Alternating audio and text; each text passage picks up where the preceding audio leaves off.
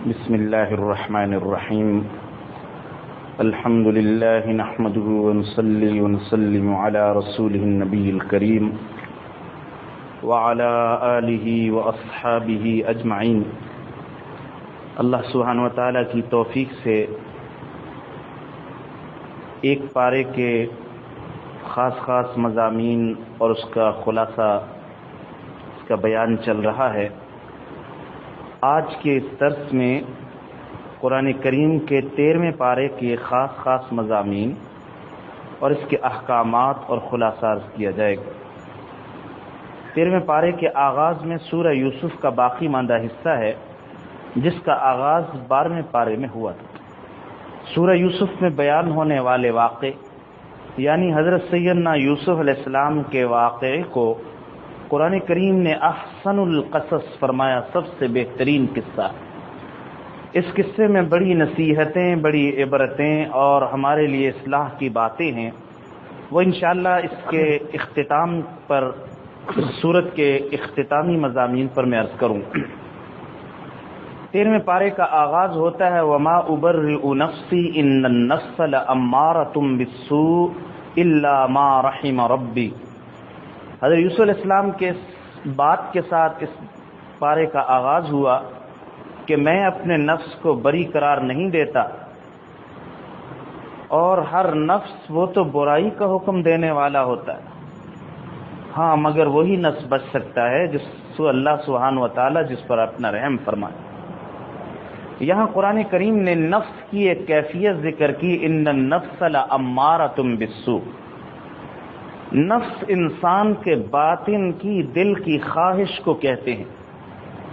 وہ خواہش جو اس کے لیے لگام کا کام کرتی ہے، جس خواہش سے مغلوب ہو کر آدمی کچھ اعمال اور افعال انجام دیتا ہے، اس کو نفس کہا جاتا ہے. دل کی اس خواہش. نفس کسی جسم اور باطن کے اندر کسی عضو کا نام نہیں ہے، بلکہ دل کے میلان کا نام ہے. اب یہ میلان 3 طرح کا ہے، اسی سے نفس کی 3 قسمیں نکلی. ایک نفس امارہ، دوسرا نفس لوامہ، تیسرا نفس مطمئنہ. نفس امارہ کا معنی امارۃ بالسوء. امارہ امر سے ہے اور امر کا معنی حکم دینے والا. وہ نفس جو انسان کو ہر وقت برائی کی تلقین کرے، برے خیالات آئیں اور برائی ہی کی طرف کھینچ کر لے جائے، ایسے نفس کو نفس امارہ کہتے. امارۃ بالسوء کہا. نمبر 2، نفس لوامہ اس نفس کو کہتے ہیں کہ آدمی سے برائی ہو جائے، اس کے بعد شرمندگی طاری ہو، اندر ہی اندر اس کا ضمیر اس کو ملامت کرے. ایسے نفس کو جو اندر سے ملامت کرتا ہے، آدمی کو جھنجھوڑتا ہے، اس نفس کو نفس لوامہ کہا جاتا. قرآن کریم میں اس نفس کی قسم کھائی گئی، لا اقسم بیوم القیامہ ولا اقسم بالنفس اللوامہ. میں نفس لوامہ کی قسم کھاتا، اس لیے کہ نفس لوامہ ایک پسندیدہ کیفیت ہے کہ آدمی کا اندر جو اس کا روشن ضمیر ہوتا ہے باطن، وہ اس کو جھنجھوڑتا رہتا ہے اس کے برے کاموں پر. تیسرا نفس جو سب سے اونچے درجے کا نفس ہے، وہ نفس مطمئنہ ہے. مطمئنہ کا معنی وہ نفس جو اللہ اور اس کے رسول کے ہر حکم پہ راضی اور خوش ہو اور مطمئن ہو، اس کو نفس مطمئنہ کہا جاتا. جس وقت جو حکم آ گیا، یہ آدمی سر تسلیم خم کرے، کسی وقت بھی اس پر کوئی ناگواری کے اثرات نہ ہوں اور کبھی بھی یہ چیں بجبی نہ ہو، بلکہ اللہ اور اس کے رسول کے احکام کو، اس کے فیصلوں کو ہر وقت تسلیم کرے. کبھی نقصان ہو گیا تب یہ آدمی اللہ کے فیصلے پر راضی، کبھی خوشی ملی تب راضی. ہر حال میں یہ اللہ جو حکم ملا، زکوٰۃ کا حکم آیا تب خوش، رمضان کا آیا تب خوش، حج کا آ گیا تب خوش. جو اس کے سامنے اللہ اور اس کے رسول کا حکم آتا ہے یہ خوش.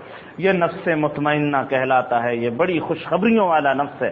یا ایتھا النفس المطمئنہ ارجعی الی ربک راضیۃ مرضیہ فادخلی فی عبادی وادخلی جنتی. اللہ ایسے نفس کو فرشتوں کے ذریعے سے خطاب فرمائیں گے جب موت کا وقت آئے گا، اے نفس مطمئنہ تم آؤ، اس حال میں نکلو کہ اللہ تجھ سے راضی اور تو اللہ سے راضی، اور میرے بندوں میں آ جاؤ اور پھر جنت میں داخل ہو جاؤ. یہ خوشخبریاں یہ اعلانات نفس مطمئنہ کے لیے ہوں۔ یہ قرآن کریم نے جو بات ذکر فرمائی حضرت یوسف علیہ السلام کے قصے میں، اس کے بارے میں نے کچھ وضاحت کر دی۔ حضرت یوسف علیہ السلام کا واقعہ تمام مسلمانوں کو معلوم ہوتا ہے، خلاصے کے طور پر عرض کر کے میں اس سے حاصل ہونے والی نصیحتیں عرض کروں گا۔ حضرت یوسف علیہ السلام نے بچپن میں خواب دیکھا، والد کے سامنے، حضرت یعقوب کے سامنے بیان کیا۔ آپ کے علم میں حضرت یوسف کے والد ماجد حضرت سیدنا یعقوب علیہ السلام بھی اللہ کے جلیل القدر پیغمبر، حضرت یوسف کے دادا حضرت اسحاق علیہ السلام بھی اللہ کے جلیل القدر پیغمبر، حضرت یوسف علیہ السلام کے پردادا حضرت سیدنا ابراہیم علیہ السلام بھی اللہ تعالیٰ کے جلیل القدر پیغمبر۔ کسی عربی شاعر نے بڑا خوبصورت شعر کہا ہے، الکریم ابن الکریم ابن الکریم ابن الکریم، بڑے عزت والا بیٹا بھی عزت والے کا، پوتا بھی عزت والے کا، پر پوتا بھی عزت والے کا، سارا ہی نسب عزت والا ہے۔ یوسف ابن یعقوب ابن اسحاق ابن ابراہیم، یعنی وہ یوسف جو بیٹے ہیں یعقوب کے، اور وہ بیٹے ہیں اسحاق کے، اور وہ بیٹے ہیں حضرت ابراہیم علیہ السلام۔ حضرت یوسف نے جب خواب نقل کیا تو بڑا مبشرات میں سے تھا، فرمایا بیٹا بھائیوں کے سامنے نہ، بھائیوں کے مزاج کو سمجھتے تھے۔ حضرت یوسف اپنے بیٹے کو بہت چاہتے تھے، والدہ فوت ہو گئی تھی، حضرت یوسف سے بہت پیار تھا، ان کے دوسرے چھوٹے بھائی بنیامین سے بہت پیار تھا، باقی بھائی سوتیلے تھے، تو وہ اس پیار پر جلتے تھے، حسد تھا، اور وہ کہتے تھے ہم نوجوان کام کاج کاروبار سنبھالنے والے، ہم مدد کرنے والے، ہم یہ اتنا ان کو کیوں چاہتے ہیں۔ بالآخر انہوں نے اپنے اندر کی بڑاس کو نکالنے کے لیے ایک ترکیب سے حضرت یوسف کو ساتھ لیا اور وہاں بہانہ بنایا کھیل کود کا کہ اس کی تفریح کرانے کے لیے ہم لے جا رہے ہیں، پکنک پہ جا رہے ہیں، لیکن وہاں لے جا کر ایک کنویں کے اندر، راستے کے کنویں میں ڈال۔ پہلے یہ سوچا تھا کہ کام پورا کر دیتے، قتل کی تدبیر کرتے ہیں، یہ تو بہت بری تدبیر، حسد بڑی بری بیماری ہے، بھائیوں میں بھی ہو جائے تو بڑی خطرناک ہوتی۔ وَمِن شَرِّ حَاسِدٍ إِذَا حَسَدَ، فرمایا حاسد کے شر سے پناہ مانگی گئی جب وہ حسد کرنے لگے۔ ایک آدمی کے دل میں حسد کی بیماری ہے اور وہ اندر ہی اندر جلتا ہے، اس کو نقصان ہے۔ کبھی بھی محسود کا نقصان نہیں ہوتا جس پر حسد کیا جاتا ہے، حاسد اندر جلتا رہتا ہے، لیکن خدا نہ خواستہ اپنے حسد کے نتیجے میں اگر وہ بری تدبیریں سوچنا شروع کر دے، جس میں قتل بھی ہے، جادو ٹونے بھی ہیں، نقصان پہنچانا، ڈاکے، مقدمات، 100 چیزیں، یہ ساری چیزیں معاشرے میں رائج، پھر یہ بڑی مصیبت کی چیز بن جاتی ہے۔ اس لیے اس سے پناہ کا حکم فرمایا گیا، اللہ سے پناہ مانگو حاسد کے شر سے جب وہ اپنا حسد کرنا۔ چنانچہ بڑے بھائی نے کہا ایسا تو نہ کرو، یہ تو بڑی کمبختی کی بات ہو کہ کنویں میں ڈال دو، کوئی قافلے والا لے جائے۔ ایسا ہی ہوا، 6 سال کی عمر کے بچے کنویں میں ڈال دیے، بے آب ہو گیا راستے میں، اور کیسا معصوم پیغمبر، فرشتہ، اللہ تعالی نور کا ایک ٹکڑا تھا، کیسا اللہ نے حسن عطا فرمایا۔ حضرت صلی اللہ علیہ وسلم نے فرمایا اللہ نے حسن کو 2 حصوں میں تقسیم کیا، آدھا حسن پوری کائنات میں تقسیم کیا اور آدھا حسن حضرت سیدنا یوسف علیہ السلام کو عطا فرمایا۔ کتنے حسین کمالات، کتنے، لیکن دیکھو جی اللہ سبحانہ و تعالیٰ کی طرف سے اپنے خاص بندوں کے ابتلا کا ایک قافلہ آیا پانی لینے کے بہانے، حضرت یوسف علیہ السلام نکلے، ڈول میں نکلے، جی اوفو ہذا غلام، یہ دیکھو کیسا پیارا بچہ، لے گئے۔ وہ قافلہ جو جا رہا تھا وہ کنعان کے علاقے سے مصر کی طرف جا رہا تھا۔ حضرت یعقوب علیہ السلام کا مسکن کنعان، مدین کا علاقہ جو شام کا علاقہ، القدس کا علاقہ، اور مصر کی طرف جانے والا قافلہ اپنے ساتھ لے گیا، وہاں بازار مصر میں وہاں لے جا کر بیچ دیا گیا یہ غلام، جو قیمت لگے۔ عزیز مصر نے کوئی قیمت ہی نہیں ادا کر پایا، عزیز مصر کے گھر میں چلے گئے، وہیں پلے بڑے۔ آپ کی دیانت، آپ کی صداقت، آپ کی امانت، یہ پیغمبرانہ اوصاف تو شروع میں اللہ سبحانہ و تعالیٰ جن کو پیغمبر بنانا ہوتا شروع سے ان اوصاف کے ساتھ متصف فرماتے۔ بالآخر گھر میں عزیز مصر کی بیوی فریفتہ ہوئی، قرآن نے اس واقعے کو گناہ کی دعوت دی، لیکن یوسف علیہ السلام تو اللہ تعالیٰ کی قدرت کی نشانیاں دیکھ چکے تھے، صاف انکار کیا، وہاں سے دوڑ پڑے، قمیض بھی پھٹ گئی، بچے نے گواہی دی، اس عورت نے حضرت یوسف پہ الزام در دیا، اور پھر وہ عورت دوسری عورتوں کی ملامت سے بچنے کے لیے کہ وہ تانا دینے لگی، دیکھو اپنے گھر کے ایک غلام پر یہ فریفتہ ہو گئی، اس نے ایک تقریب سجائی، کھانے کی، پھل رکھے اور چھریاں رکھی تاکہ پتہ چل جائے کہ میں جو مجبور ہوئی ہوں یہ کس وجہ سے، ذرا یوسف کو یہ بھی دیکھ لیں۔ حضرت یوسف علیہ السلام کو ایک بہانے سے بلایا گیا، حضرت یوسف کو اگر پتہ ہوتا کہ یہ مصر کی عورتیں مجھے دیکھنے کے یہ اس مقصد کے لیے جمع کی، کبھی پیغمبر ایسی جگہ پہ نہیں آتا۔ لیکن وہ ایک ترکیب سے بلایا گیا، غلام تھے گھر میں، تو اسی حیثیت آگے حکم کی تعمیل میں دیکھا تو وہاں وہ زنان مصر موجود، انہوں نے جب دیکھا تو وہ پھل بھول گئی، اس مدہوشی کے عالم میں ان چھریوں سے اپنی انگلیاں کا قطعنا وقلنا حاشا للہ، حاشا للہ، یہ بہت ہی تعجب کا کلمہ عربی میں استعمال ہوتا ہے، ما ھذا بشرا، یہ کوئی انسان نہیں، ان ھذا الا ملک کریم، یہ تو کوئی بڑی عزت والا فرشتہ معلوم ہوتا۔ بہرحال وہ ملامت کرتی تھی حضرت یوسف علیہ السلام، اور یہ بھی اس نے کہا تھا زلیخا نے، دیکھو اگر تم نے میرے اس مقصد کو پورا نہ کیا جیل جانا پڑے گا۔ یوسف علیہ السلام نے فرمایا رب السجن احب الی، رب السجن احب الی مما يدعوننی الی، پیغمبر کا جملہ کیا، اے میرے رب مجھے جیل بہت پیاری ہے اس گناہ کی دعوت سے جس کی طرف یہ مجھے بلا رہی، مجھے نہیں رہنا اس مال کے اندر۔ یہ مال کیا ہوتا ہے؟ میں نے کل شعر بھی، پیغمبر اور اولیاء اللہ ان کے لیے جب خلوت کا موقع اللہ تعالیٰ کے ساتھ ملتا ان کو جیل میں ان سے زیادہ مزہ آتا جو عام لوگوں کو آبادیوں میں زیادہ۔ یہ ایک راستہ، تو نہ دیدی گہے سلیمانہ چے شناسی زبان مرغارا، مولانا روم فرماتے ہیں جب سلیمان علیہ السلام کا زمانہ ہی نہیں دیکھا تو پرندوں کی بولی کیا سمجھو گے؟ یہ تو بولی ایک الگ ہوتی ہے، وہ سلیمان علیہ السلام ہی سمجھ سکتے تھے، وہی اسی زمانے کی بات۔ اہل اللہ کو فاقے میں اتنا مزہ آتا ہے جو دوسروں کو کھانے میں مزہ نہیں آتا، ان کو پیسے جمع کرنے میں اتنا لطف نہیں آتا جتنا پیسے خرچ کرنے میں آتا ہے نا جی۔ صحابہ کی سیرت بھی اور اولیاء اللہ کی سیرت، ان کو کھلانے میں لطف زیادہ آتا ہے، عام دنیا داروں کو اپنا پیٹ بھرنے میں لطف آتا ہے، ان کو دوسروں کے پیٹ میں لقمہ ڈالنے میں لطف آتا ہے، ان کو دوسروں کی بھوک مٹا۔ تو فرمایا مجھے تو جیل پسند ہے، میں نہیں اس جگہ رہتا۔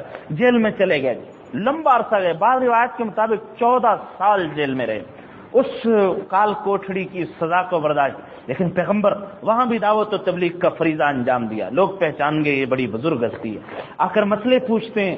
بعض لوگ آئے جی خواب بھی تو بزرگ سے پوچھا جاتا ہے نا جی، یہ بڑے بزرگ ہیں جی، خواب بتلا۔ ہم 2 قیدیوں نے خواب دیکھا، آپ نے دیکھا میری عقیدت میں آئے، بڑا موقع سنہرا ہے، آپ نے کہا خواب کی تعبیر تو بتلاؤں گا لیکن میرا ایک آواز بھی سن لو۔ پھر جو توحید کا بیان کیا تو دعوت اور تبلیغ اور داعی کے لیے اس میں بڑے آداب ذکر فرمائے کہ کسی کو اللہ کی طرف بلانا ہو تو اس کے کیا آداب، میں انشاءاللہ آخر میں عرض کروں گا۔ بہرحال عرصے کے بعد اس خواب ہی کی تعبیر کے نتیجے میں حضرت یوسف علیہ السلام جب بادشاہ نے خواب دیکھا تھا جیل سے نکالے گئے، تعبیر حضرت یوسف علیہ السلام نے بتلائی اور تدبیر بھی بتلائی کہ تو تمہارے ملک میں جو قحط آنے والا ہے اس سے بچنے کا راستہ یہ ہے تم اس اناج کو اس کے سٹوں میں باقی رکھ۔ یہ فہم یاد رکھیے کس کو؟ معیشت کی اور یہ جو اتنی اقتصادیات کی فہم عطا فرمائی تھی حضرت یوسف علیہ السلام کو۔ وقت کہاں گزارا؟ کنویں میں، گھر میں اور وہاں محل کے اندر۔ یہ کہاں سے سیکھ لیا ہے؟ اللہ سبحانہ و تعالیٰ نے جو نور بصیرت عطا فرمایا تھا اس سے اپنی فہم و فراست سے بتا رہے۔ اتقوا فراست المومن، مومن کی فراست سے بچنے۔ مومن کو اللہ تعالیٰ اپنی خاص فراست اور نور عطا جس کے ذریعے سے وہ دیکھتا ہے۔ تدبیر بھی بتلائی، اس تدبیر کے نتیجے میں قحط کنٹرول، اس قحط کے آثار مصر سے بڑھ کر دور دور کے علاقوں تک پہنچے، چنانچہ اس قحط کے آثار کنعان میں بھی آئے جہاں یعقوب علیہ السلام اور بھائی یہ بھی غلے کی تلاش میں نکلے، وہاں مصر پہنچے۔ یہ معلوم نہیں ہے ہمارا بھائی یہاں وزیر خزانہ، حضرت یوسف علیہ السلام کو وزیر خزانہ بنا دیا جائے، بعد میں بادشاہت مصر اور عزیز مصر بنا دیا۔ وزارت خزانہ کے لیے فرمایا انی حفیظ علیم، میں حفاظت بھی کر سکتا ہوں مال کی اور خرچ کے طریقے بھی جانتا ہوں۔ پتہ یہ چلا کہ وزیر خزانہ کے لیے 2 بنیادی اوصاف ہیں، مال کی حفاظت کرنا جانتا ہوں یعنی امانت دار اعلیٰ درجے، اگر اپنی جیبیں اپنے اکاؤنٹ یہ چیزیں بھرنے والا تو وہ ملک و قوم کو نقصان پہنچائے گا اور کنگال کر دیوالیہ کر دے۔ حفاظت کرنے والا مال، اور علیم جاننے والا یعنی مجھے مال کا خرچ کرنا اور معیشت کو بڑھانے کے راستے میں اس چیز کا ماہر حضرت یوسف علیہ السلام۔ چنانچہ اجعلنی علی خزائن الارض کہہ کر وزارت دے دی اور آپ نے بہت عمدہ طریقے سے سنبھالا۔ بھائی آئے غلہ لینے کے لیے، اللہ تعالیٰ کے حکم سے ایک بھائی دوسرے بھائی بنیامین کو بھی روک لیا گیا۔ یعقوب علیہ السلام کو نہیں بتلایا گیا کہ جی اس طرح تمہارے بھائی، اللہ تعالیٰ نے ادھر بھی نہیں بتلایا، یوسف علیہ السلام کو بھی منع کر دیا، پہچان تو گئے تھے یہ میرے بھائی۔ اس لیے اللہ تعالیٰ اپنے خاص بندے حضرت یعقوب کے صبر کا اعلیٰ درجے کا امتحان لینا، دنیا کو بتلانا چاہ رہے، دیکھو میرے بندے سارا عمر رو رو کر اپنے بیٹے کی جدائی اور فراق میں آنکھیں سفید ہو گئی، موتیا اتر آیا جی، سفید موتیا، وہ بھی عزت آئینہ، نظر آنا بند ہو گئی، اور یہ حالت ہوگی۔ ادھر بنیامین بھی لے لیا گیا جو دوسرا سہارا اور زیادہ، لیکن یعقوب علیہ السلام کی زبان پر یہی کلمہ ہوتا تھا، انما اشکو بثی وحزنی الی اللہ، میری ساری فریادیں اللہ سبحانہ و تعالیٰ کے دربار میں۔ یہ پیغمبرانہ صبر، کوئی ایسا زبان سے جملہ نہیں نکالا جو اللہ تعالیٰ کے فیصلوں پر شکوہ کرنے والا، اعتراض کرنے والا۔ بالآخر اللہ سبحانہ و تعالیٰ کا جب فیصلہ ہوا، دوسری مرتبہ بھی غلہ لینے کے لیے آئے، حضرت یعقوب علیہ السلام کو پیغام پہنچا دیا گیا، قمیض دے کر بھیجی۔ حضرت یوسف علیہ السلام نے اپنی قمیض، وہ قمیض حضرت یعقوب علیہ السلام کی آنکھوں پہ ڈالی گئی تو بینائی لوٹ آئی۔ فرتد بصیرہ، قرآن نے ذکر، گھر سے تقریباً 6 کلومیٹر دور کنویں میں خبر نہیں، حضرت یوسف علیہ السلام کی میرا بیٹا یہی ہے، بھاگ کر جاتے اور جا کر لے آتے، خبر نہیں۔ انہوں نے جھوٹ موٹ کہہ دیا تھا بھیڑیا کھا، اور ابھی مصر سے کہہ رہے نہیں مجھے خوشبو آ رہی، انی لا اجد ریح یوسف، مجھے یوسف کی خوشبو آ رہی، اور آخر وقت تک اپنے بیٹوں کو کہہ رہے بیٹو ذرا ڈھونڈو، تلاش کرو، اللہ کی رحمت سے مایوس نہ ہو۔ پتہ یہ چلا کہ ایمان والا کبھی اللہ کی رحمت سے کسی حال میں بھی مایوس نہیں ہو۔ بالآخر وہ سارے آ گئے، سجدے کی حالت میں گر گئے، سجدہ تعظیمی کی اجازت۔ حضرت یعقوب یوسف علیہ السلام کے خواب کی تعبیر پوری کہ وہ 11 ستارے، 11 بھائی سجدہ کر رہے ہیں، چاند اور سورج سجدہ کر رہا ہے، چاند ان کی والدہ اور سورج ان کا والد، یہ سارے کے سارے سجدے میں ہو، خواب کی تعبیر پوری ہو۔ ہم رات کو خواب دیکھتے ہیں، صبح ہی تعبیر کا انتظار کرتے نہیں کرتے؟ آج خواب بڑا اچھا دیکھا، شام تک کوئی تعبیر آ جائے، ادھر دعا مانگی، مسجد سے نکلنے کے باہر ہی وہ قبولیت۔ یعقوب علیہ السلام نے کب دعا مانگی، یوسف علیہ السلام نے کب خواب دیکھا اور قبولیت کب ہوئی؟ ابراہیم علیہ السلام نے دعا کی تھی، اے اللہ میری ذریت میں ایسا پیغمبر مبعوث ہو۔ کب مبعوث ہوا جی؟ ہزاروں سال کے بعد اللہ نے حضرت ابراہیم علیہ السلام کی دعا کی قبولیت کا اظہار۔ ادھر جو دعائیں مکہ کے بارے میں مانگی فوراً قبول، اور اس کا بھی زیادہ تر ظہور اب ہو رہا ہے جی، اور زیادہ منافع اور ثمرات، اور وہاں اللہ تعالیٰ ان چیزوں کو ظاہر فرما، امن اسی وقت عطا فرما دیا گا، بہت ساری چیزیں اسی وقت عطا فرما، بعض ابھی ظاہر ہو رہی، بعض اور ظاہر ہوں گے۔ تو ان چیزوں سے ہمیں یہ سبق ملتا ہے، ہمارا کام کچھ اور ہے، ہمارا کام مانگنا ہے، ہمارا کام دروازہ کھٹکھٹانا ہے، وہ کھولیں یا نہ کھولیں اپنا در، تو اپنا کام کر، یعنی صدا لگائے۔ فقیر آدمی وہ تو صدا لگاتا ہے، نہیں ملا پھر صدا لگائے گا، اگلے چکر میں پھر آ جائے گا۔ ہم فقیر ہیں، اللہ غنی ہیں، ہم اللہ سبحانہ و تعالیٰ کے فقیر۔ اسے یہ جو باتیں ہمارے یاد رکھیے، میں آپ آدھی پریشانی دور ہو جائے گی ہماری، آدھی پریشانی۔ ہم جو باتیں اختیار میں ہیں وہ کریں، جو غیر اختیاری ہیں وہ اللہ پہ چھوڑ۔ ہم غیر اختیاری چیزوں کی وجہ سے پریشان ہوتے جو ہمارے بس میں ہی نہیں۔ حضرت صلی اللہ علیہ وسلم نے فرمایا الاقتصاد فی النفقہ نصف المعیشہ، اور میں تمہیں بتلاتا ہوں گھر میں اچھے گزر بسر کا طریقہ کیا ہے۔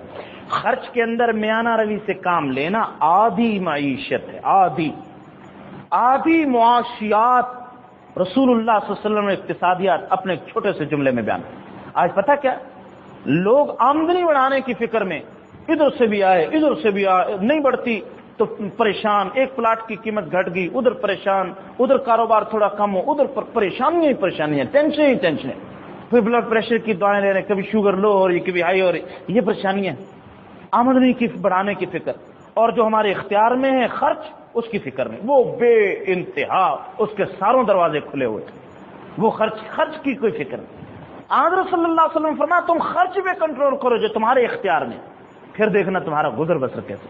ہر انسان اگر اپنے خرچ پر کنٹرول کر لے گا تو یہ پریشانیاں، ورنہ یاد رکھیے بڑے واقعات، 50 ہزار ایسی خواتین، میں نے واقعات سنائے تھے، 50,000 جیب خرچی، پھر بھی پھوٹ پھوٹ کے رو رہی کہ گزارا نہیں ہو رہا، بڑی پریشانی۔ تو یہ پریشانی کبھی ختم نہیں ہو سکتی۔ پریشانی اللہ سبحانہ و تعالیٰ کے پر رضا اور توکل کے ذریعے سے، تقدیر پر ایمان کے ذریعے ختم ہوتی۔ حضرت یوسف علیہ السلام کا واقعہ ختم ہوا تو قرآن کریم نے اس قصے کے بارے میں ایک بات تو یہ ارشاد فرمائی، ذالک من انباء الغیب نوحیہ الیک، اے میرے پیغمبر یہ غیب کی خبریں ہم آپ کی طرف وحی کرتے ہیں۔ ایک بات یہ پتہ چلی، اللہ تعالیٰ نے اپنے پیغمبر کو جو بھی غیب کا علم عطا فرمایا وہ اللہ کی عطا سے آیا۔ اللہ سبحانہ و تعالیٰ نے جو جو چیزیں بتلا دی وہ پیغمبر کو معلوم ہو۔ پیغمبر عالم الغیب نہیں ہے۔ اے پیغمبر ہم نے یہ قصہ سنایا، اس سے آپ کی رسالت بھی ثابت ہو۔ یہ مشرکین مکہ کوئی نہیں جانتا تھا حضرت یوسف علیہ السلام کا واقعہ کہ آپ نے اتنی تفصیل کے ساتھ سنایا۔ اس کا مطلب یہ کہ آپ کے پاس کوئی ایسا واسطہ ہے جس کے ذریعے سے اللہ سبحانہ و تعالیٰ کی وحی آپ پر نازل ہوتی اور اللہ ہی کے بتلانے سے آپ کو معلوم۔ اس میں آپ کی رسالت کا اس بات، قرآن کی حقانیت کا اس بات۔ پھر نبی امی صلی اللہ علیہ وسلم ایسا واقعہ تفصیل سے بیان فرمائیں بجوز اس کے کہ قرآن پاک کی صداقت اور وحی کے علاوہ کوئی ذریعہ نہیں۔ حضرت یوسف علیہ السلام کو اللہ تعالیٰ نے بادشاہی عطا فرمائی، اور ان کا بچپن کیسا تھا، تنگیاں کتنی گزاری، جوانی تک جیل میں رہے۔ پھر جب اللہ تعالیٰ نے بادشاہت اور ایسی عزت عطا فرمائی، حضرت یوسف علیہ السلام کی دعا سنیے، رب قد آتیتنی من الملک، اے میرے رب آپ نے مجھے بادشاہت نصیب فرمائی، وعلمتنی من تأویل الاحادیث، آپ نے علم بھی عطا فرمایا، خاص طور پہ خوابوں کی تعبیر کا علم، فاطر السماوات والارض، اے آسمان و زمین کے پیدا کرنے والی ذات، انت ولی فی الدنیا والآخرہ، میرے دوست اور میرے صرف بس دنیا آخرت میں صرف آپ ہی ہیں، توفنی مسلمن، میرے مولا یہ شان و شوکت تو دنیا کی ہے، جب یہاں سے جانے کا وقت آئے اسلام کی حالت میں ہو، توفنی مسلمن، اس لیے کہ کام سب سے بڑا کامیاب وہ ہے جب اس کا اس دنیا سے آخرت کی طرف سفر شروع ہو جائے، اس وقت اللہ تعالیٰ کی رضا کا پروانہ اس کو نصیب ہو جائے۔ اے میرے مولا مجھے آپ مسلمان ہونے کی حالت میں وفات دیں۔ یہ دعا آپ نے پہلے بھی کئی موقع پہ پڑھی، حضرت سلیمان کی دعا بھی ہے۔ میری گزارش یہ ہم اپنی دعاؤں میں خصوصیت سے اس کو شامل یہ دعا ضرور کیا کریں، اے اللہ ہمیں اسلام کی حالت میں موت عطا فرمانا، خاتمے کے حسن خاتمہ کی دعا، حسن خاتمہ کی دعا دراصل سب سے بڑی کامیابی اور کامرانی کی دعا ہے، یہ سب سے بڑی کامیابی کی دعا۔ وَأَلْحِقْنِي بِالصَّالِحِينَ، میرے مولا مجھے صالحین کی جماعت کے ساتھ ملا دے، آپ کے جو پسندیدہ بندے ہیں اس کے زمرے میں شامل فرما، اسی جماعت میں شامل۔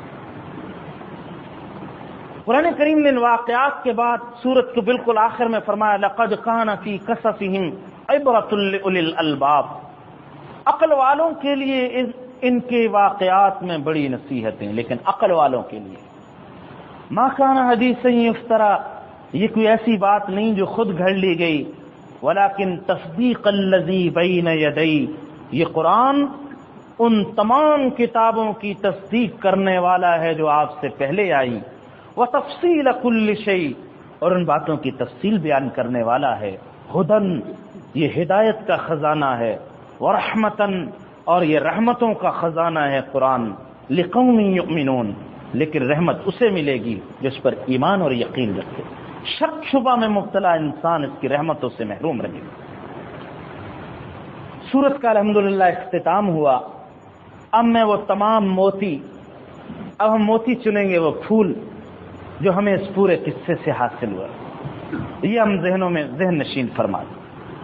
سب سے پہلی بات یہ ہمیں اس سورت سے نصیب ہوئی کہ بسا اوقات بعض مصیبتیں بہت بڑی نعمت اور راحت کا ذریعہ بن جاتی ہیں۔ یاد رکھیے ہر مصیبت ضروری نہیں کہ آدمی کی کمر توڑ کر اس کو بالکل مٹی کے ساتھ ملا دے، بعض مصیبتیں اس کے بڑے اونچے درجات کا ذریعہ بن جاتی، بڑی راحت اور نعمتوں کا ذریعہ بن۔ دیکھیے یوسف علیہ السلام کی سب سے پہلی مصیبت کنویں میں ڈالے گئے، پھر مصر میں غلاموں کی طرف فروخت، در بدر کی ٹھوکریں، والد سے بھی دور، بھائیوں سے بھی دور، معصوم بچہ، اور پھر وہاں عورتوں کا فتنہ، اور پھر جیل کی سزا، لیکن اللہ تعالیٰ نے ان ساری مصیبتوں کو ایک بہت بڑی راحت سے تبدیل فرما دیا، بادشاہت عطا فرما۔ نمبر 2، یہ بھی پتہ چلا حسد بڑی خوفناک بیماری ہے، اگر بھائیوں میں بھی ہو جائے اس کے بڑے برے اثرات ظاہر ہو۔ اس لیے حسد کی اصلاح کی فکر کریں، حسد کا بیج ہی نہیں اگنے دینا چاہیے۔ جس طرح ہم اپنی کھیتیوں میں اگر کوئی کانٹے دار جھاڑی یا کوئی اور ایسی چیز اگتی نا، ہمارے گھروں میں پھولوں میں کیاریوں میں ہم جھاڑیاں صاف کرتے رہتے ہیں، دل کی گلکاریوں میں اگر ایسی بیماریاں اور جھاڑیاں اگنا شروع ہو جائیں، ان کو جڑوں سے نکالنے کی ضرورت، حسد کے علاج کی ضرورت۔ حسد کے علاج کا بڑا آسان نسخہ ہے، جس کے بارے میں جس نعمت کے بارے میں جلن ہو، ایک دکان ہے، ساتھ والی دکان کے بارے میں بڑا جلن ہو رہی، دوسرے کے عہدے کے بارے میں ہو رہی، دوسرے کی گاڑی کے بارے میں ہو رہی، اس کی صحت کے بارے میں، اس کی اولاد کے بارے میں، اس کے گھر میں آنے والے اچھے رشتوں کے بارے میں، اس کے علم کے بارے میں، اس کے خاندان کے بارے میں، کسی بھی نعمت کے بارے میں جلن ہو، صلاۃ الحاجت پڑھ کر اس کے لیے اسی نعمت کے بارے میں اللہ سے دعا کرے، یا اللہ اس کی نعمت کو اور زیادہ بڑھا دے۔ نتیجہ کیا نکلے گا؟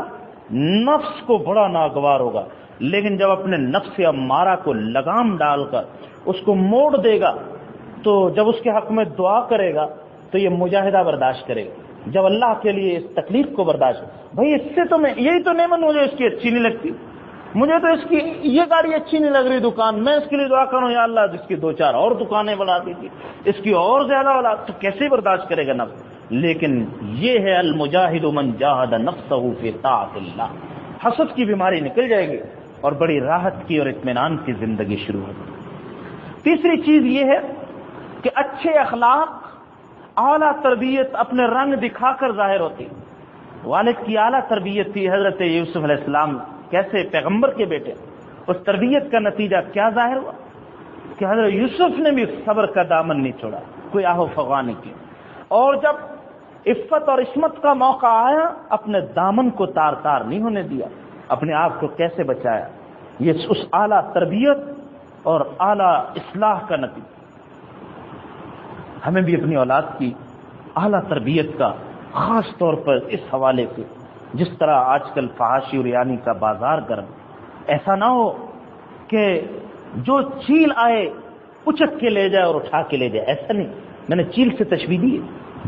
اس لیے انسان کو اپنی پاک دامنی، ایمان، عفت کی حفاظت بہت زیادہ لازم ہے، اس کی تربیت میں یہ چیز شامل ہونی چاہیے کہ یہ مجاہد ہو، یہ نظروں کی حفاظت کرنے والا، با حیا ہو، با شرم ہو، اور یہ ایسی جگہوں پر جانے سے اجتناب کرے اور اس سے فرار اختیار کرنے والا ہو جو اس کی عفت کو دارتار کرنے والی جگہ ہے۔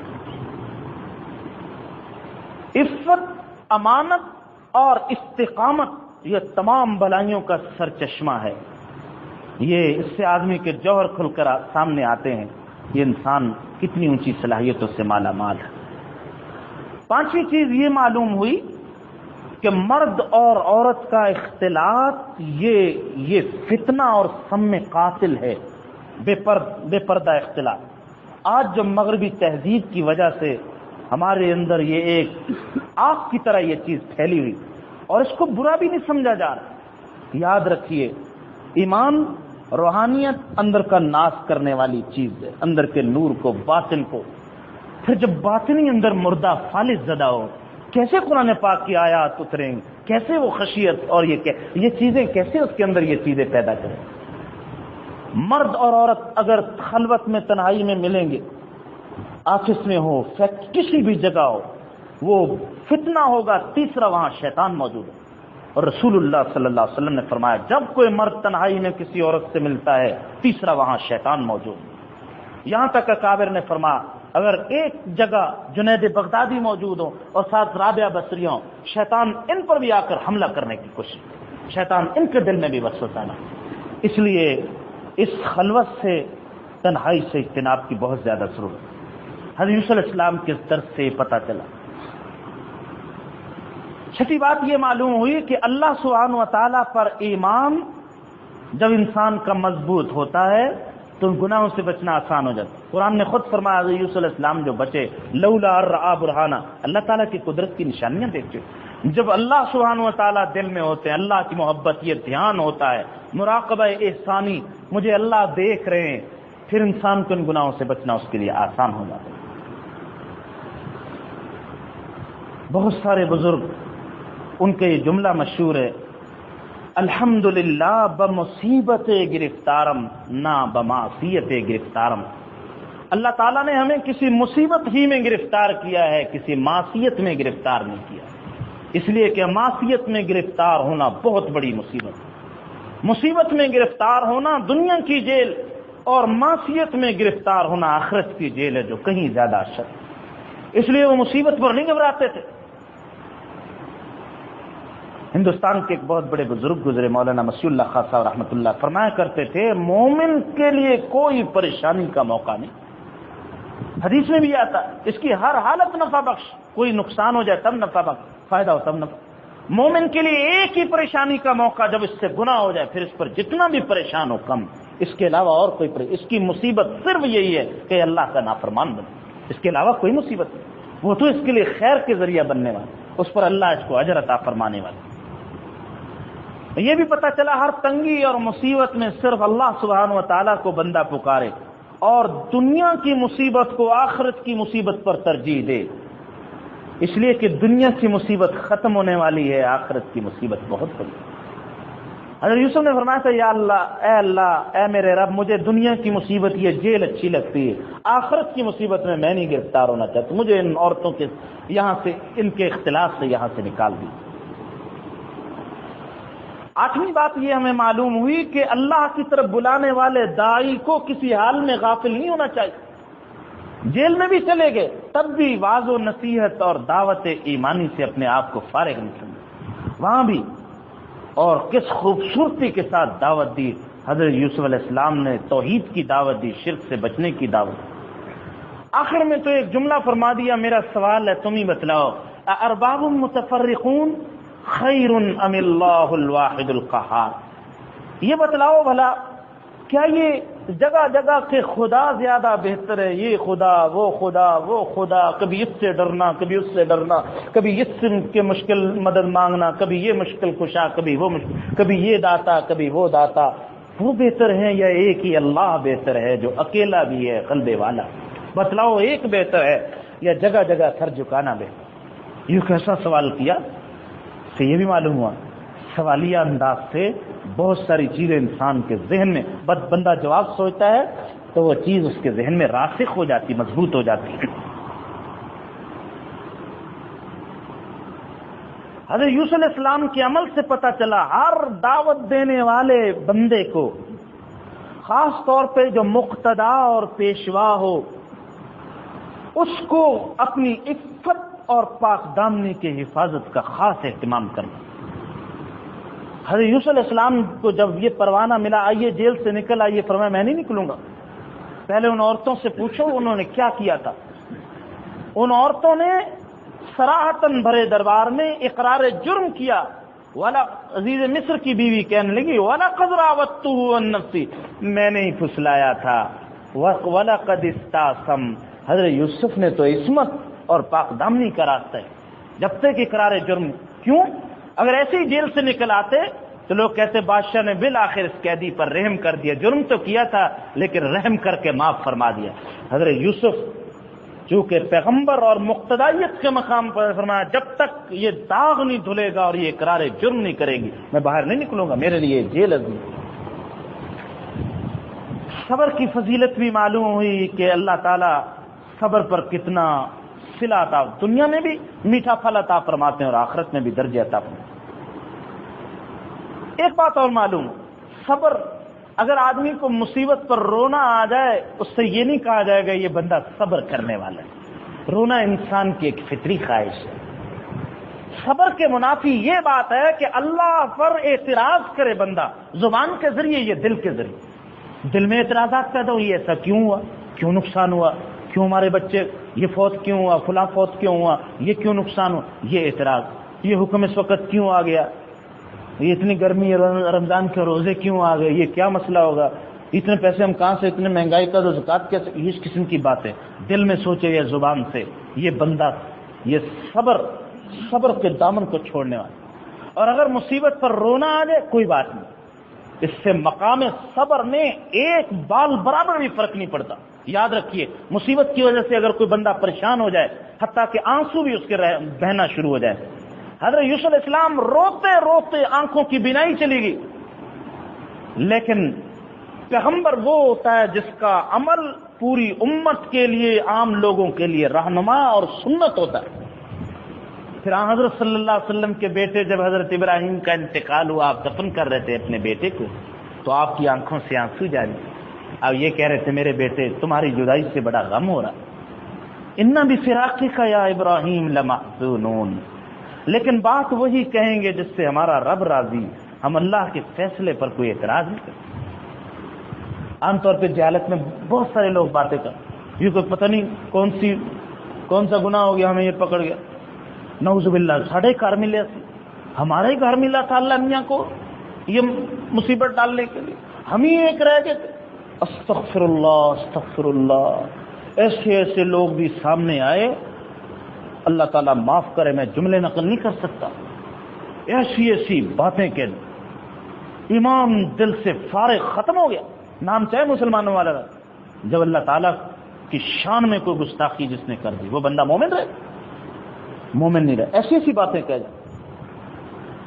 اس لیے فرمایا رسول اللہ صلی اللہ علیہ وسلم نے فقر و فاقہ سے ڈرایا، قاد الفقر ان یکون کفرا. فقر و فاقہ سے ڈرو، فقر آدمی کو کفر تک لے جاتا ہے. فقر کے ذریعے آدمی بہت کچھ بیچنے کے لیے تیار ہو جاتا ہے. اس لیے آپ نے فقر سے ڈرایا. اس لیے بزرگوں نے فرمایا اولیاء اللہ نے اپنی کمائی کو اس طرح بے دریغ نہ لٹاؤ، کچھ پس انداز کر کے جمع کر کے بھی رکھو. یہ دل کی تقویت کا ذریعہ بھی بنتا ہے اور ایمان کی حفاظت کا ذریعہ بھی بنتا ہے، اور دوسروں کے سامنے ہاتھ پھیلانے سے بھی آدمی محفوظ رہے گا. حضرت یوسف علیہ السلام کے واقعے سے یہ بھی پتہ چلا، حضرت یوسف نے اپنے بھائیوں سے کوئی انتقام نہیں لیا، معاف کر دیا.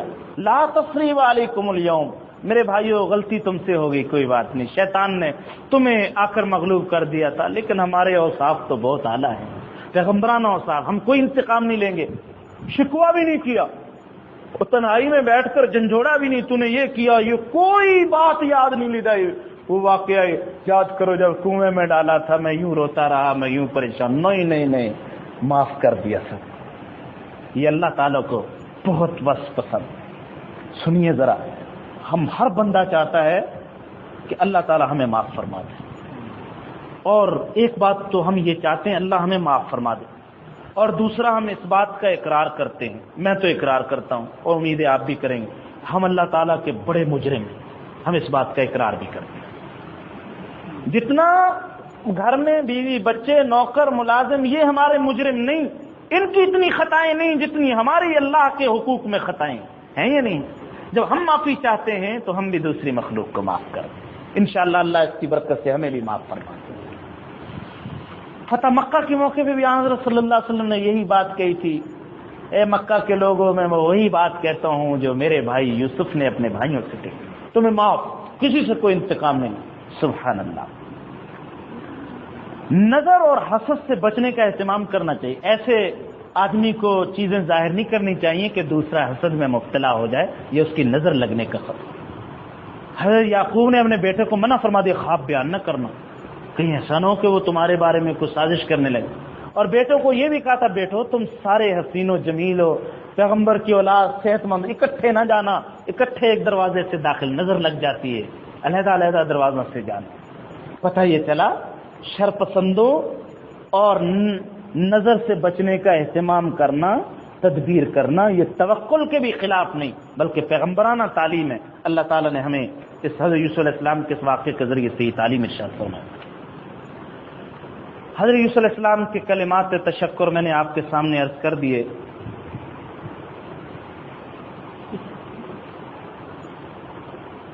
ویسے عہدہ طلب کرنا، قضا کا عہدہ ہو، وزارت ہو، بادشاہت، یہ احادیث میں ناپسندیدہ منع فرما دیا گیا. خود نہ طلب کرو. اگر عامت المسلمین کی طرف سے تمہارے گلے میں ڈال دیا گیا اللہ تمہاری مدد کریں گے، اگر خود طلب کر کے گئے تو پھر تمہاری مدد نہیں ہوگی. حضرت یوسف علیہ السلام نے تو خود مانگا تھا، مسئلہ یہ کہ جب یہ غالب گمان ہو کہ اگر میں اس عہدے پر نہ آیا تو عامت المسلمین کے حقوق ضائع ہو جائیں گے، پھر خود طلب کرنے کی بھی اجازت ہے تاکہ عام مسلمانوں کی پبلک کی خدمت ہو سکے اور ان کے حقوق کی حفاظت۔ حضرت یوسف علیہ السلام نے اسی تناظر میں اس عہدے، کیونکہ قحط بڑا آنے والا، بڑے فقر و فاقہ کا، قحط سالی کا ڈر تھا، اور آپ کو اللہ نے یہ ملکہ عطا فرمایا، اس لیے خود عہدہ طلب کیا تاکہ اس کے ذریعے سے خدمت خلق اور انسانیت کی خدمت کا فریضہ انجام دے سکے۔ باتیں تو بہت ساری ہیں اور بھی باتیں ہیں، لیکن آگے بڑھتے ہیں، کہیں ایسا نہ ہو کہ ہمارا پارے کا باقی ماندہ حصہ رہ جائے۔ اگلی سورت سورہ رعد ہے، یہ مکی سورت، اس کی 43 آیات اور 6 رکوع ہیں۔ توحید، رسالت اور آخرت کے مضمون کو یہاں تفصیل سے بیان فرمایا گیا جس طرح کے مکی صورتوں میں بیان فرما۔ اللہ سبحانہ و تعالیٰ ارشاد فرماتے ہیں سورت میں، وَإِن تَعْجَبْ فَعَجَبٌ قَوْلُهُمْ أَإِذَا كُنَّا تُرَابًا أَإِنَّا لَفِي خَلْقٍ جَدِيدٍ۔ یہ لوگ کہ آپ کے قیامت کے بارے میں بتلانے کو تعجب سے دیکھتے ہیں، حالانکہ ان کا یہ کہنا کہ ہم جب مٹی ہو جائیں گے دوبارہ زندہ کہیں، اس سے بھی بڑا قابل تعجب بات، اس سے بھی بڑی قابل تعجب، اس لیے کہ جو اللہ ان کو عدم سے وجود عطا فرما سکتے ہیں، کیا وہ اللہ ان کو دوبارہ زندگی دینے پر قادر نہیں؟ پھر اللہ سبحانہ و تعالیٰ کی قدرت کی بڑی شان ذکر فرمائی گئی۔ وہ اللہ جس نے ایسے آسمان و زمین کو پیدا فرمایا، وہ اللہ جس نے دن اور رات کا نظام بنایا، مختلف قسم کے پھلوں، کھیتیوں، درختوں سے زمین کو اللہ تعالیٰ نے مالا مال فرما دیا۔ آخر میں چل کر اس سورت کی آیت نمبر 11 میں ایک بہت بڑا اصول ذکر فرمایا اصلاح کا، ان اللہ لا یغیر ما بقوم حتی یغیروا ما بانفسہم۔ اللہ کسی قوم کی حالت کو تبدیل نہیں فرماتے جب تک کہ وہ اپنی حالت کو تبدیل نہیں کریں۔ جب تک بندے اپنی اصلاح نہیں کریں گے اللہ قوم کی اجتماعی حالت کو، پتہ یہ چلا جب تک بندے توبہ نہیں کریں گے، اپنی اصلاح نہیں کریں گے، اجتماعی مصیبتوں ان سے نہیں ٹلیں گے۔ اجتماعی مصیبتوں اور عذابوں کو ٹالنے کا راستہ انفرادی اصلاح اور انفرادی توبہ ہے۔ اللہ تعالیٰ اس کی ہمیں توفیق عطا فرمائے۔ پھر اللہ تعالیٰ کی قدرت کی نشانیاں ذکر فرمائی، وہ اللہ جو بجلیاں دکھاتا ہے، آسمان سے بارشیں برساتا ہے، اسی کے حکم سے رات فرشتہ تسبیح کرتا ہے، فرشتے بھی اللہ کے خوف سے تسبیح بیان کرتے ہیں، اللہ ہی بادلوں کو اٹھانے والے، ساتھ ساتھ دعا بھی کریں اللہ تعالیٰ ہمیں بھی باران رحمت عطا فرما دے۔ انہی آیات کی برکت سے اللہ تعالیٰ ہمیں باران رحمت عطا فرما دے اور موسم کی سختی کو اللہ نرمی کے ساتھ تبدیل فرما دے، ٹھنڈک سے تبدیل فرما دے۔ اللہ تعالیٰ کی قدرت کی بہت ساری نشانیاں، وہی اللہ انزل من السماء ماء، جس نے آسمان سے پانی اتارا، اس کے پانی اتارنے سے وادیاں بھر بھر کر بہنا شروع ہوئی، ان وادیاں بھرنے سے سیلاب بھی آیا، اوپر خس و خاشاک بھی آئی، خس و خاشاک تو دور ہو جاتی، صاف پانی باقی رہے۔ اسی طرح فرمایا اس مثال سے سمجھو، باطل کبھی جھاگ کی طرح اوپر آ جاتا ہے لیکن وہ مٹنے کے لیے آتا ہے، اللہ ہمیشہ بقا حق ہی کو عطا فرماتے ہیں، حق ہی باقی رہتا ہے، باطل مٹ کر رہتا ہے۔ اس صورت میں اللہ سبحانہ و تعالیٰ نے عقل والوں کے لیے علامات ذکر فرمائی۔ اللہ کی نظر میں عقل والے کون ہیں؟ جو اللہ کے ساتھ کیے ہوئے وعدوں کو پورا کرتے، وعدوں کو نہیں توڑتے۔ والذین یصلون ما امر اللہ بہ ان یوصل، ان باتوں کو، ان رشتوں کو جوڑتے ہیں جن کے جوڑنے کا اللہ نے حکم فرمایا۔ ویخشون ربہم، اپنے رب سے ڈرتے رہتے ہیں۔ ویخافون سوء الحساب، برے حساب سے ڈرتے رہتے ہیں۔ والذین صبروا، وہ لوگ جو اللہ کی رضا کے متلاشی ہو کر صبر کا دامن پکڑ لیتے ہیں۔ واقاموا الصلاۃ، نمازیں قائم کرتے ہیں۔ وانفقوا مما رزقناہم سرا وعلانیہ، کبھی علانیہ کبھی چپکے سے اللہ کی راہ میں خرچ کرتے ہیں۔ وَيَدْرَؤُونَ بِالْحَسَنَةِ السَّيِّئَةِ، اگر کوئی برائی کرتا ہے اچھائی کے ذریعے سے اس کو دور کرتے ہیں، انتقام نہیں لیتے۔ أُولَٰئِكَ لَهُمْ عُقْبَى الدَّارِ، ان کے لیے بڑا اچھا انجام ہے، ہمیشہ رہنے کی جنتیں ہیں جس میں یہ داخل ہوں گے۔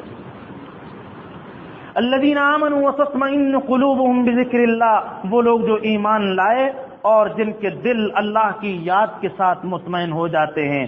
فرمایا الا بذکر اللہ تطمئن القلوب، دلوں کو چین اور اطمینان اللہ ہی کی یاد سے آتا ہے۔ فرمایا یہ فرمائشی معجزوں کا مطالبہ کرتے ہیں۔ اللہ تعالیٰ فرماتے ہیں فرمائشی معجزے اگر ہم پورے بھی کر دیں، ان کے مطالبے، اگر قرآن آ بھی جائے، پہاڑ چلنا شروع ہو جائیں، زمین کے ٹکڑے کر دیں، یا مردے اٹھ کر ان سے بات بھی کر دیں تب بھی اللہ اور آخرت پر ایمان لانے والے نہیں. اس لیے کہ ایمان تو اخلاص اور دل کی طلب سے آتا ہے، اور ان کے دلوں میں موجود نہیں کبھی ایمان لانے والے. فرمایا یہ پیغمبروں کی اولادوں پر یہ تعجب کرتے، ان کی بیویاں ہیں، ان کی اولادیں. فرمایا وَلَقَدْ أَرْسَلْنَا رُسُلًا مِّن قَبْلِكَ، اے پیغمبر آپ سے پہلے ہم نے جتنے رسول بھیجے، وَجَعَلْنَا لَهُمْ أَزْوَاجًا وَذُرِّيَّةً، ان کی بیویاں بھی تھیں، ان کی اولادیں بھی. یاد رکھیے پیغمبر وہ عام امتیازی ایسا نہیں ہوتا کہ بیوی بچوں سے کٹ کر تو الگ قسم کے نہ کھاتے ہوں نہ پیتے ہوں نہ ان کو لباس کی کوئی فکر ہو، ایسا نہیں ہوتا. پیغمبر اعلی کمال کا درجہ یہ ہوتا ہے پیغمبر عام لوگوں کی طرح زندگی بسر، لیکن مقام میں بہت اونچا ہو، مقام بہت اونچا، اس لیے عام بندے پہچان ہی نہیں سکتے. لوگ کہتے تھے یہ کیسے پیغمبر ہیں جو بازار بھی جاتے ہیں، کھانا بھی کھاتے ہیں. حضرت صلی اللہ علیہ وسلم نے تجارت بھی کی، آپ غیر ملکی سفر کیا، آپ نے تجارت کا 2 مرتبہ شام گئے، تو پتہ یہ چلا پیغمبر تجارت بھی کرتے ہیں، کھاتے بھی ہیں، پیتے بھی ہیں، لذیذ چیزیں بھی کھاتے ہیں. حضرت صلی اللہ علیہ وسلم کو بکرے کی دستی کا گوشت بہت مرغوب تھا، آپ شہید بھی بناتے ہیں، آپ کو میٹھا بھی پسند ہے، اور آپ بہت حقوق کا خیال کرنے والے بھی. حضرت خدیجہ کے ساتھ بڑا پیار تھا، زندگی کا کتنا عرصہ گزارا حضرت خدیجہ کے ساتھ. 25 سال کی عمر میں شادی ہوئی، 55 سال تک اتنا طویل عرصہ گزارا حضرت خدیجہ. حضرت خدیجہ فوت ہوگی، حضرت خدیجہ کی سہیلی زندہ تھی. ایک مرتبہ آپ کے پاس کہیں سے گوشت آیا، بکرے کا گوشت تھا، آپ نے حضرت خدیجہ کو یاد کر کے وہ تحفے کے طور پر حضرت خدیجہ کی سہیلی تک پہنچا. دیکھو کتنا خیال تھا، کتنا آپ رکھ رکھاؤ اور اس عام معاشرے میں چل. اس لیے اللہ کا مقبول بندہ کو عام لوگوں سے کٹا ہوا انسان نہیں ہوتا کہ اس کی بالکل حرکات الگ ہوں، وہ نظریں اٹھا کے کبھی دیکھتا نہ ہو، کبھی بازار کا منہ نہ دیکھا ہو، کبھی کھانا نہ کھاتا ہو، لباس کا کوئی ہوش نہ ہو، بال کاٹنے کا کوئی ہوش نہ، ناک نہ. یہ نہیں، یہ امت جاہلوں کے پیشوا ہوں گے، لیکن عقل والوں کے پیشوا وہ ہوتے ہیں جو پیغمبروں کے راستے پر چلتے ہیں. اگلی سورت سورہ ابراہیم ہے. یہ سورت مکی ہے، اس مکی سورت، اس میں 52 آیات اور 7 رکوع ہیں. حضرت ابراہیم علیہ السلام کا تذکرہ اس لیے فرمایا گیا کہ حضرت ابراہیم علیہ السلام میں ایسی شخصیت تھی جو تمام قوموں کے ہاں بڑی معتبر اور مقتدر اور قابل احترام شخص. تو حضرت ابراہیم کا بار بار ذکر آیا، ارے اللہ کے بندو، جس ابراہیم کو تم یاد کرتے ہو ان کی تعلیمات کو لیں، اگر ان کی تعلیمات کو بھی لوگے تبھی تمہیں اسلام ہی کے دروازے میں داخل ہونا پڑے گا، اسلام ہی کو قبول کرنا پڑے گا. یہ ارشاد فرمایا وما ارسلنا من رسول الا بلسان قومی، ہم جب بھی کوئی پیغمبر بھیجتے ہیں اسی قوم کی زبان میں بھیجتے ہیں تاکہ وہ تعلیمات کو واضح کر لیں. ہم تو زبان کی رعایت کرتے ہیں، جنس کی رعایت کیسے نہیں کریں گے؟ ہم جن کو کیسے بھیجتے تھے؟ فرشتہ کیسے آ جاتا؟ اگر فرشتہ انسانوں میں آ جائے یا کوئی اور مخلوق جنس کا ہے تو اس سے کس طرح سیکھیں گے انسان؟ کس طرح؟ پیغمبر حضرت صلی اللہ علیہ وسلم کی آدھی زندگی تو حضرت عائشہ نے نقل کیا. آپ گھر میں زندگی کس طرح بسر کریں، آپ کا سونا کس طرح سے، آپ کا کھانا کس طرح، آپ کا جاگنا کس طرح، آپ کی تہجد کس طرح. تو پیغمبر کی زندگی کا ایک ایک حصہ و امت کے لیے نمونہ عمل ہوتا. اس لیے فرمایا کہ ہم تو زبان تک کی رعایت کرتے ہیں، جس قوم میں سب سے پہلے بھیجتے ہیں اس قوم کی زبان کی بھی رعایت کرتے ہیں. سورہ ابراہیم میں اللہ سبحانہ و تعالیٰ نے حضرت ابراہیم علیہ السلام کا ذکر فرمایا کہ حضرت ابراہیم علیہ السلام نے شہر مکہ کے بارے میں دعا کی تھی، اے اللہ اس شہر کو امن والا شہر بنا دے، مجھے اور میری اولاد کو بتوں کی پوجا سے بچا لیجیے. فکر دیکھیے جی، اولاد کے ایمان کی حفاظت کی کتنی فکر.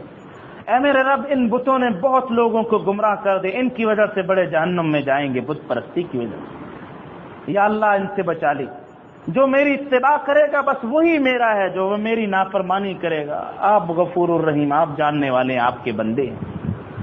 اے میرے رب میں نے آپ کے حکم سے اپنی اولاد کو ایسی وادی میں لا کر ٹھہرا دیا جس وادی میں کوئی کھیتی نہیں، کوئی پانی نہیں، لیکن آپ کا حرمت والا گھر عند بیتک المحرم، آپ کا حرمت والا گھر یا اللہ یہاں لانے کا مقصد یہ نمازیں پڑھیں. اے میرے رب لوگوں کے دلوں کو اس بیت اللہ کی طرف کھینچنے والا بنا دے، ایسا بنا دیجئے بیت اللہ کی طرف کشش ہو، اور ایسے ایسے پھل کھلائیے یا اللہ ان کو مختلف قسم، تاکہ یہ آپ کے شکر گزار بندے بنے۔ اے میرے رب، آپ ان تمام باتوں کو بھی جانتے ہیں جو ہم ظاہر کرتے ہیں، جو ہم پوشیدہ، ساری باتیں آپ کے علم میں۔ وما يخفى على الله من شيء في الارض ولا في السماء، آسمان و زمین میں کوئی چیز اللہ پر مخفی نہیں۔